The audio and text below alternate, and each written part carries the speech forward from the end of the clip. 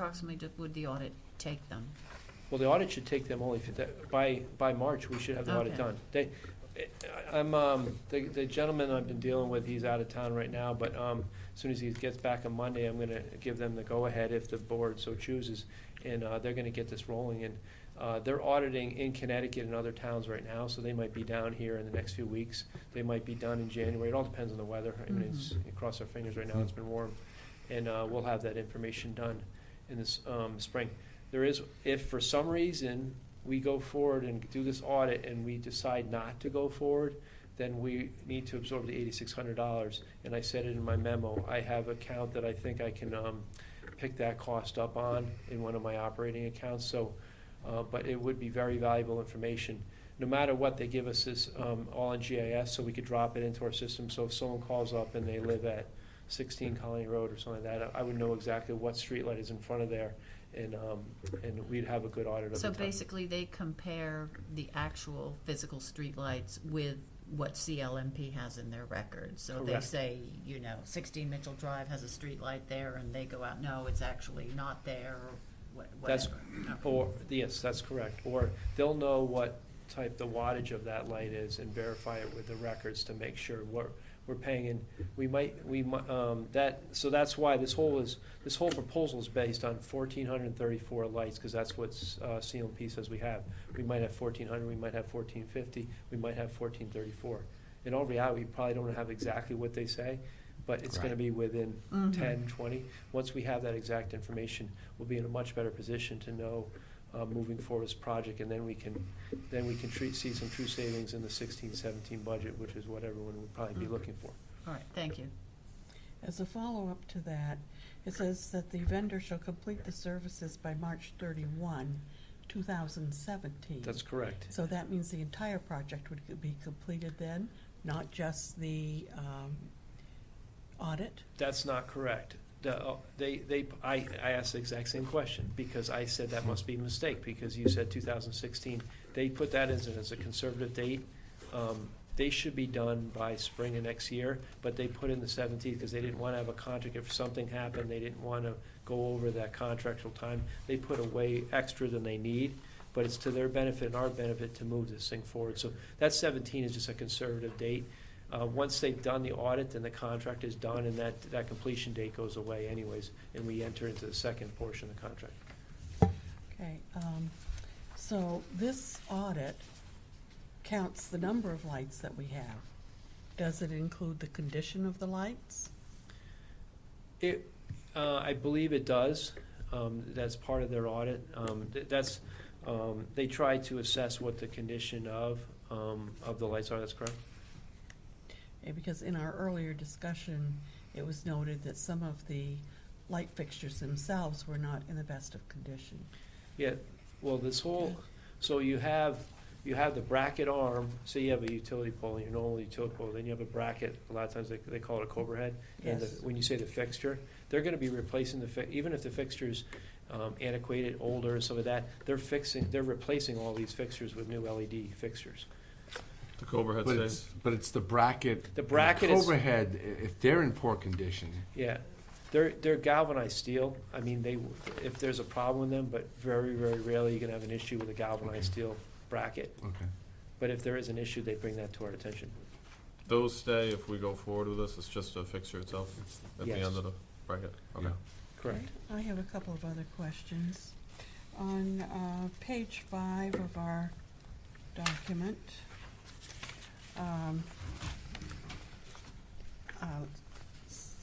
Section B, the termination upon default, are you acting as the chief procurement officer? This isn't a term that we normally use. Who's that person going to be?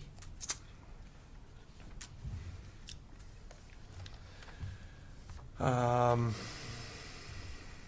the chief procurement officer would probably be the finance director. I don't want to jump to conclusions, but Mr. O'Connell vetted this whole contract and reviewed it and did not have any issues with the contract per form. Well, I would But just like to... I'm not the procurement officer. Okay. I'm assuming procurement usually comes through finance. I certainly can do that, but what it's saying is basically if they default, we terminate the contract, but through that officer. So I was questioning whether you would be the officer of the contract, or whether it'd be the first selectman. I think or the- as a signer of the contract, Yeah. it falls on me, It'll Yeah, be you. yeah. or the Okay. person in the seat. Well, we'd always go to the first selectman, the Right. first thing. Okay, page 7 in my document is blank. Is it blank in yours? Yes. Yes. Okay, then I think that. Because I had some stuff removed from it, yeah. All right, then the remaining pages should be renumbered, so that we don't end up with a blank page in the document that's numbered. Okay. It's a whiteout. We took a section out of there, that's what they kept the page, but we can do that. Okay, Or printing that says intentionally left blank, one of the two.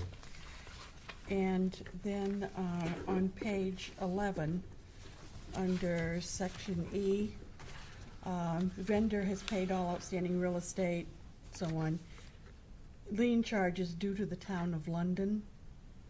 Where is that? Oh, and E? Yes. We'll have that changed. Well, is this part of, I'm Was trying it- to find out where this business is not a Connecticut business.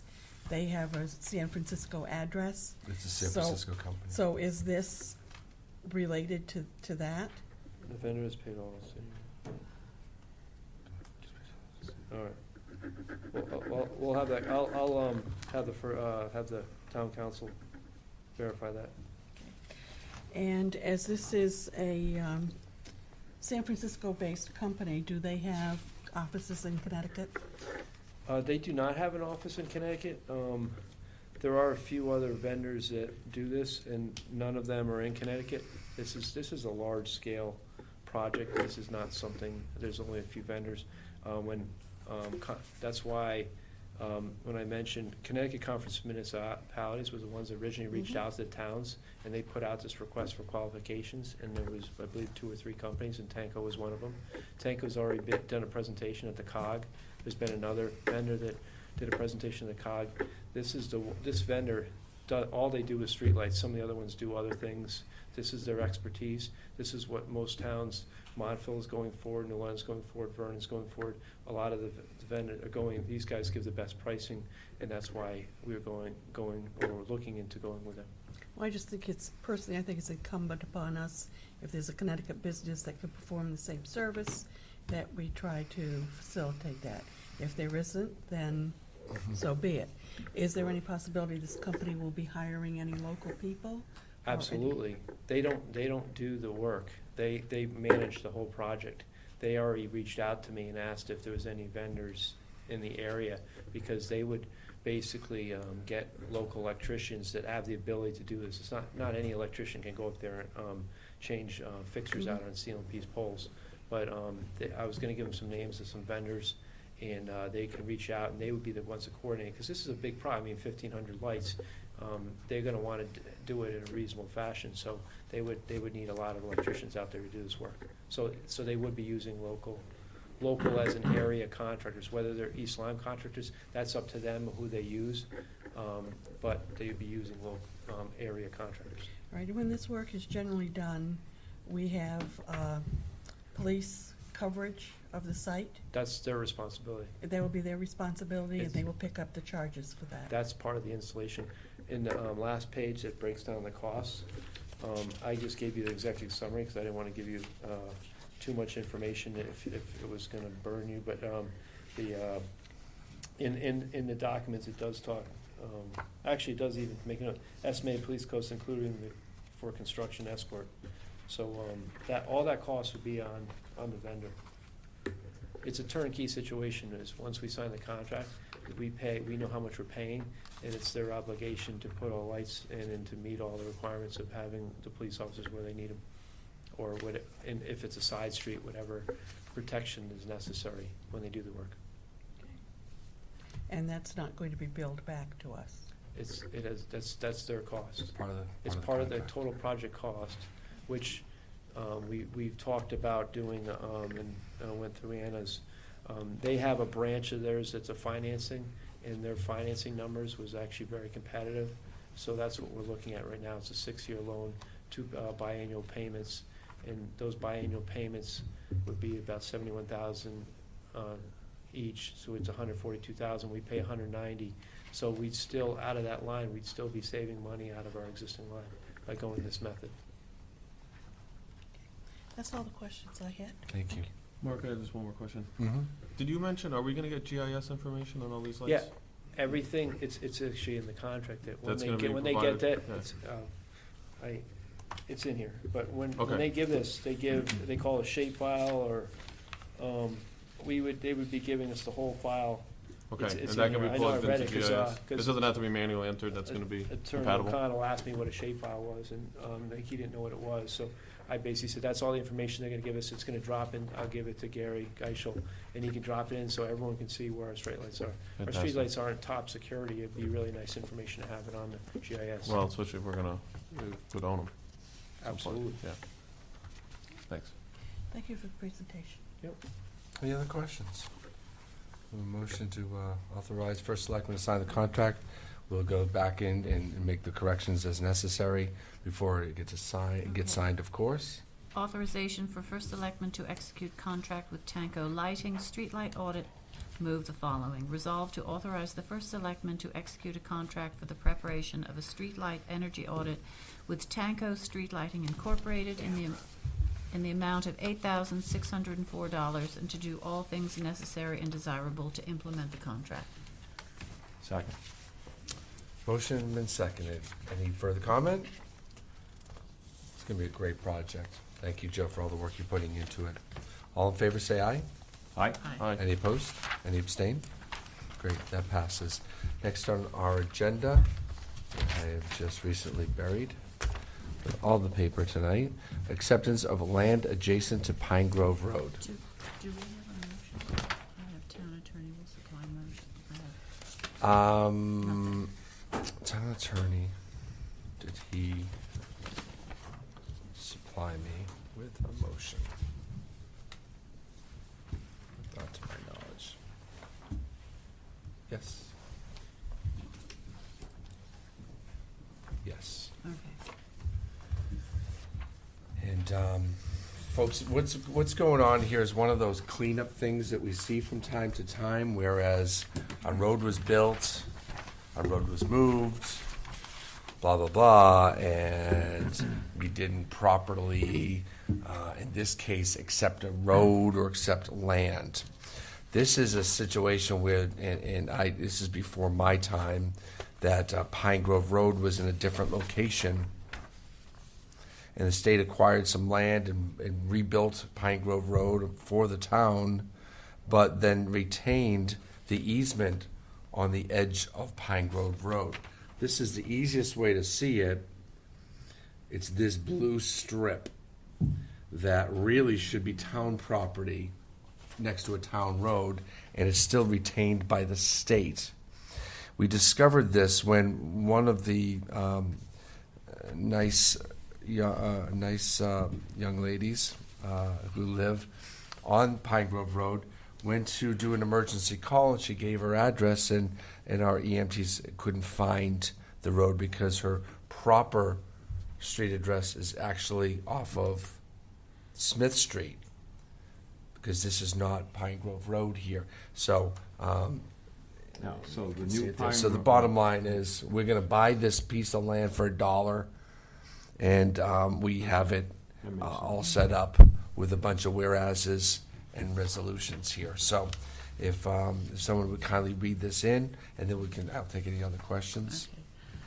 Whereas the state of Connecticut is the record owner of real property located between Pine Grove Road and properties now or formerly of Mattis, Newcastle Homes Incorporated, and Perino, as shown on a map entitled Boundary Survey showing land to be conveyed by the state of Connecticut to the town of East Lyme, Pine Grove Road, East Lyme, Connecticut, scale 1 inch to 50 feet, March 22nd, 1993, prepared by David M. Coonrod, L.S., the property, in parentheses, and whereas pursuant to Special Act Number 93-34, the state is authorized to convey the property to the town of East Lyme, parentheses, the town, and whereas pursuant to Section 3.3.1.2 of the town charter, the Board of Selectmen has the sole power to accept land for use as a public highway after approval by the Planning Commission, And whereas the Planning Commission has authorized the acceptance of the property for highway purposes in accordance with Connecticut General Statute, Section 8-24, and whereas the Department of Public Works has inspected the property and found it to be suitable for inclusion in the town's highway system, and whereas the state requires a resolution by the Board of Selectmen to accept the conveyance of the property for $1, it is resolved that the town accepts the property and authorizes the first selectman to execute and deliver such documents as may be necessary to effectuate the transaction. Second? It's been seconded. Any further questions, comments? As you can see, it's pretty cut and dry. I gave our town attorney the night off. I thought I could at least fumble my way through the explanation, and I think I did a good job of fumbling. All in favor, say aye. Aye. Aye. Any opposed? Any abstain? Okay, we'll move on. Where are we getting the dollar from? Did Anna leave? We're That's gonna the pass funniest the thing I heard hat. tonight. Yeah. The question is where are we getting the dollar from? We'll take it on Joe Braga's account. Apparently he's saving a lot of money on heating oil. As he just opened his mouth and inserted his foot. Now we know where to get some money. The request for insurance waiver for the alcohol-free New Year's Eve dance at the East Lyme Senior Center. You have a letter in your packet, I believe. Is that true? Yes. And this happens every year. It happens without incident. And I'm mighty proud as a town that we put this. We allow these folks to put this on. So I guess just a motion to. Okay. Is there a motion? There right is now? a move, Good. a motion. Great. Move to approve the request for an insurance waiver for the Quaker Hill Stick Together Alcoholics Anonymous group at the East Lyme Community Center for an alcohol-free New Year's Eve dance. Second. Any comments? It's Paul's favorite motion of the year. I know if he's home and watching, he's chuckling. All in favor, say aye. Aye. Any opposed? Any abstain? We have a quick review of the blight ordinance that is ongoing. Mr. Salerno is heading this up. Thank you, Mr. Nickerson. So I've been working with Mr. Mulholland, the zoning official, on the blight ordinance. We've had a few discussions and stuff like that, and he's done an extensive search of neighboring towns and other towns in Connecticut that have blight ordinances, to not reinvent the wheel, but to see what everyone else is doing, to see if we can find something. We found one that was from a similar town in the state. We've pulled from that a little bit, and there was a couple things we were specifically looking for, being that we wanted to be sensitive to private property rights, and also extending circumstances due to age, disability, and citizens' economic conditions. So we have a draft ordinance. Go over it real quickly. One thing we wanted to do was to exclude agricultural lands, farms and stuff like that, working farms, from this, and that's in here. The way it works is we will, once we have this first of all we pass the ordinance, and then there'll be a blight officer, and that could be the zoning official, it could be a health department official. That person will respond to complaints, requests, which will then send out do an inspection, will then send out a notice of blight to the property owner. The state has statutory requirements for this whole thing, so we're going to be pretty much adopting what the state obviously allows us to do. That gives them 60 days to respond. If they don't respond within those days, then they can be charged with a fine up to $100 per day. If they can contest that, and what we'll have is you need a hearing citation officer or a hearing board that can consist of 3 individuals that they could appeal it to this board, which will then render a decision. Once their decision is made, whether it's to not go forward with it or to go forward with it, they'll have to pay. If they don't pay, then it can go to it goes to court. It can be a very lengthy and expensive process for everyone. That being said, that's kind of the process. So The ordinance we have, we're gonna send to a town attorney to take a look at it. Like I mentioned, I won't read it now, but we are looking at, there are some exceptions here, and we'll have to think about how, if we go forward with this, how we want to do that. Special considerations for individuals that are disabled, elderly, or have financial hardships, low income, and the town's effort for housing blight. It could be, we could try to get other private groups involved to help clean up this, if that's the case. We could potentially have some sort of, something with the town that we could have a fund set aside for extreme blight. Or the that would Rotary or apply. Lions Club, there's service Right. organizations in this town that might, or even high schoolers. I get calls all the time for Right. community service. Right. Kids looking for things to do. So, Right. yeah, we can kind of cross that bridge when we get to it for sure. Exactly. Yeah. So that's where we are. So this is gonna be Thank you. forwarded to town attorney. Once we get review back, then I think it'll be appropriate to pass it out here for everyone to Then review. we'll start reviewing it, Yeah. and that's how we'll do that. Okay. Thank you, Mr. Salerno, for the update. And again, when we have something that's more solid and in form, ready to for your review, it will come before us. And I wouldn't suspect more than a month's time. We might be Yep. somewhere in January, depending on the rest of our schedule. We have a busy January coming our way. Thank you. So next is, I believe, ex officio reports. Unless there are any communications. There are no communications. Thank you. You're welcome. Mr. Wilson, we'll start with you tonight. I'm excommunicating right out of here, is what I'm going to do. My last meeting this evening, and thanks for having me. It's been a long time. 18 years, I think, 24 altogether from Board of Ed days, and it's been wonderful. I started out as a redhead. They say these things, and poor Roseanne, she's beating me with the white hair, but I'm hoping someday to be there with her. I was trying to catch up, but it's slow going. I looked through a few things in the past month, and I came across one of the reasons I ended up involved in this way back when is the garbage bag deal. And I want you all to see this.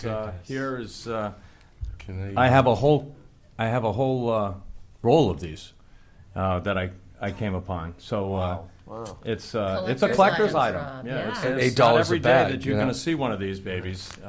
That was the hot topic back in '96. Wow. And I think about that now. Ireland was just born, my youngest. She's a sophomore at Merrimack. Oh, my God. A lot of diapers went in. A lot of diapers went into these bags, and because after that, the fourth one, we realized we're not washing diapers. Yes, and I think of all loads of people that have come before me in this board at different avenues, and all of the things that honestly come back and then come back again. And there are many things get reinvented, such as the siting council and how you put antennas places, and it's the same story but a different site. The same types of things. But many building projects, and a lot of money has passed through here. And I've enjoyed my time. And it, like everything else, I can say that everyone here I've enjoyed, and have had some reason to see you or be involved with you outside of this office. And Douglas on my baseball team, and basketball and things like that, and the WISE program on the end. There's so many things that we go, and was he your student down there, Roseanne? Oh, Mr. Salerno? Yes. Yes. Good. So, because there cannot be a lapse in time where you don't have a student on this board. It's coming. Because Dan didn't make it. So, yeah. But that at least goes on, and I appreciate that. And Mark and everything else, thank you. Thank you, Rob. Thank you. That was fine. Holly? I have no report, but I just want to thank Rob for all his service, and he was one heck of a baseball coach. Thank you. I bet he was. Roseanne? Commission on Aging. Let's get you on the mic. I had reported to you a couple of times that there was a problem with the meal program, that there was no site server. And since that time, fortunately, they've been able to procure a site server who's been on the job about 2 months. They're very pleased with the progress and how the program is developing, with some variety, and the attendance seems to have picked up a bit. We'll see what happens during the winter when some of these people decide to move a little further south. But this is certainly a good addition, and I think some of the problems that we were beginning to see occur have been resolved. That's my only ex officio this evening.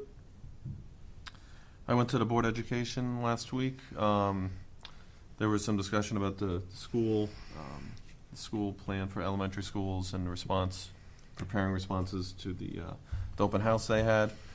There was a small presentation on the aquatic center. I guess they're interested. They have a plan they put together. They'd like to expand, do some renovations there. Why not? There was a very interesting survey that was presented on substance abuse. There was a survey done at schools from 7th, 8th, 9th, all the way up through 12th grade. And they do this, I think in 2008 was the last one they do it. And they kind of track opinions and such about drugs, alcohol, tobacco, gambling throughout the years. And there was some interesting results, some interesting trends. They're going to come before the Board of Selectmen to present this in the future. So I think you guys will find that pretty interesting. What else do I have? There's 2 vacancies that are on the Board of Selectmen. I think Board of Ed. Board of Ed. I'm sorry, Board of Ed. Kupis and Joe Acaris. Acaris. Thank you. So they're going to be looking to fill that, and just like Pam Rose last day too, she did a lot of service. So there was some. That was her last meeting. Thank you for her service, and Rob, thank you again for all your service, and Thank you, Mark. going back to being my WISE advisor back in Way back in when. high school. I'll never forget that. That was Drummers stick together. That's yeah, it. that was the first year of the program. If you Yep. remember? Yeah, Yep. I think they still have it. Yeah. Yeah. So, thank you. You're very welcome. Thank you, Paul, for your service. Are we off? Or am I just off? There we You're go. on. You're on. I'm on and off. Yeah, Oh, you've because I'm doing definitely that. fallen home, yes. I'm hitting the mute button as I do that. My apologies. Rob, congratulations on a very successful run of service to our town. 24 years is amazing. 18 years at this desk is very amazing. Only Roseanne can tell you how I can empathize and sympathize because she's been here that Some long life and support, longer. yeah. I don't know why. And I do know why, because it's a passion to serve, and you've done that well, and you've done that Thank you. proudly. And I'm pleased to know that you'll be coming on Monday to the swearing-in ceremonies, because we'd like to give you a proclamation that afternoon for your hard service and your great work in this town. Thank you. Okay, thank you very much. I'll Thank see you you. Monday then. Great. I'm going to hand out